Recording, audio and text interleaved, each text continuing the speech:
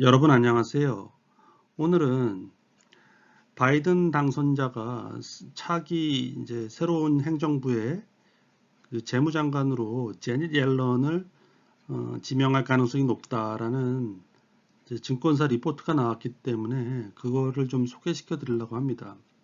지금 보시고 계신 5명의 인물들이 다 이제 유력한 후보자들인데요. 지금 이 증권사에서는 이 제닛 옐런, 옛날에 연방준비이사회 그 의장이었죠. 2014년부터 2018년까지. 그리고 이분이 될 가능성이 높고, 그 다음에 증시에 대한 영향은 아주 긍정적이고 금융주가 강세를 보일 것이다 라고 얘기합니다. 뭐 보시다시피 뭐 여성이시고, 그다음에 오바마 정부 때 이제 연준 의장을 했었고요. 클린턴 정부 때는 경제 자문을 했었고요. 예일 대학교 경제학 박사의 뭐 특이사항은 남편인 조지 에컬러프 이제 교수가 노벨 경제학상을 받았습니다. 그래서 이분의 정책 성향은 큰 정부를 지향합니다. 그래서 규제보다는 경제 활성화에 아주 방점을 찍고 있고요. 경기 부양책을 촉구할 겁니다. 그러니까 큰 정부, 그다음 경기 부양책도 크게 이렇기 때문에 상당히 이제 주식시장의 호재가 될 가능성이 높고요. 그다음에 올해 3, 4월 때 그 코로나 때문에 그 아주 경기 상황이 안 좋을 때 지금 일본 중앙은행은 이제 양적 완화로 채권만 매입하는 게 아니라 주식시장에서 이제 주식까지 매입하고 있거든요. 그래서 이때 미국 그 연방준비이사회가 미국 중앙은행이 주식까지 매입해야 된다고, 이건 아주 상당한 쇼킹한 주장이죠. 이런 주장까지 했던 분입니다. 뭐 이분이 더 이제 라엘 브레이너드라는 이제 그 연준 이사도 상당히 그 가능성이 높았었는데, 이분은 뭐 하버드 경제학 박사고 그 다음에 기후변화에 관심이 많는데, 이분은 오바마 정부에서 재무부 차관 시절에 그 약간 친중국 성향, 뭐 친중국 성향이라기보다는 중국을 환율 조작국으로 이제 지정했었어야 되는데 그냥 너무 무르게 대처를 해서 중국을 너무 키워줬다 해서 비판을 받고 있어요. 그래서 바이든 지금 대통령 당선자가 상당히 친중국이다라는 비판을 뭐 이 보수주의자들이나 이쪽에서 받고 있기 때문에 그 약점이 있기 때문에 이 사람은 될 것 같지가 않다라는 게 이제 이 증권사 주장입니다.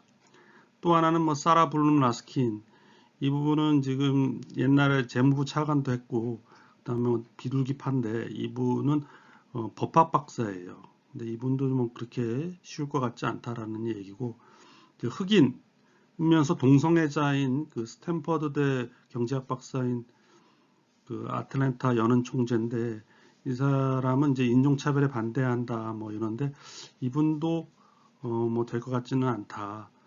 엘리자베스 워렌, 이분이 되면 이제 주식시장이 완전히 뭐 폭망한다라는 거죠. 이분도 이제 하버드 법대를 교수를 역임했던데, 이분이 월가 규제에 가장 적극적이고 그 은행에 대한 이제 규제를 강화하고 그다음에 부유층에 대한 증세 주장하고, 그래서 이분이 이제 재무장관이 되면 상당히 주식시장에 안 좋을 거다. 근데 실제로는 이제 자넷 옐런이 될 가능성이 높다. 이렇게 지금 주장하고 있습니다.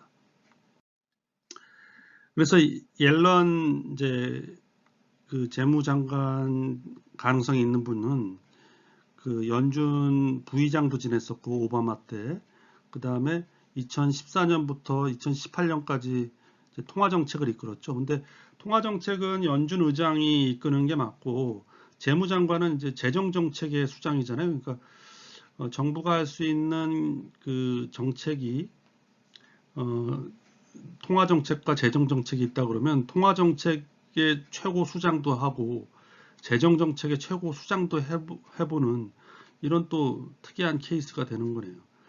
근데 이분이 이제 2014년부터 4년 동안 2018년까지 잘 했는데 시장 평가도 좋았는데 이 민주당원이에요, 이 사람이. 그래서 트럼프 대통령이 민주당원인 이 사람을 이제 잘라내고 공화당원인 이제 제롬 파월 그 연준 의장으로 교체를 했죠.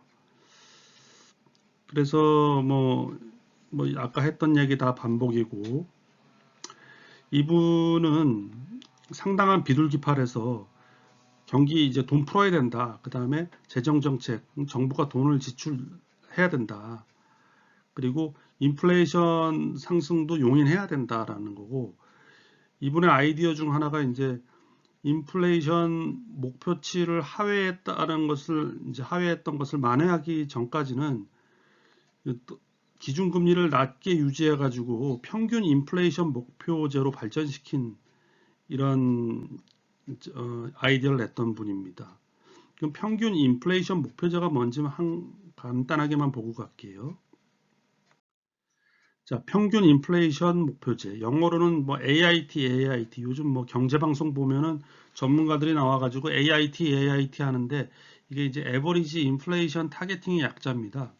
그래서 평균 인플레이션 목표제는 불황 때 낮은 인플레이션을 고려해서 경기 확장기에는 2%를 초과하는 인플레이션을 목표로 설정하는 걸 말한다. 그러니까 평균적으로 2%가 되도록 한다.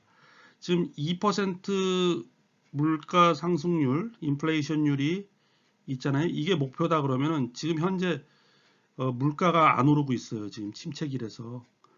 그러면은 이게 경기가 확장기에 돌아섰을 때는 2%까지 딱 되면은 이제 금리 올리고 그래서 다시 그 물가가 2%에 안정되도록 하는 게 아니라 이게 뭐 4%까지 가도록 뭐 예를 들어 4%까지 가도록 용인하자는 겁니다. 그러면은 이렇게 두 기간을 평균을 내면은 2%가 되겠죠.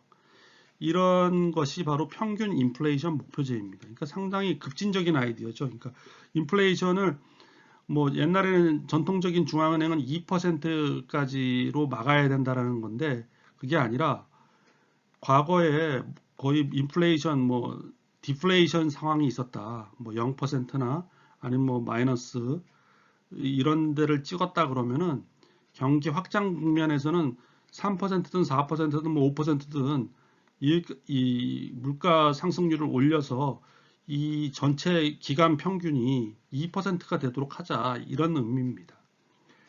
예, 오늘은 제닛 옐런에 대해서 좀 알아봤고요.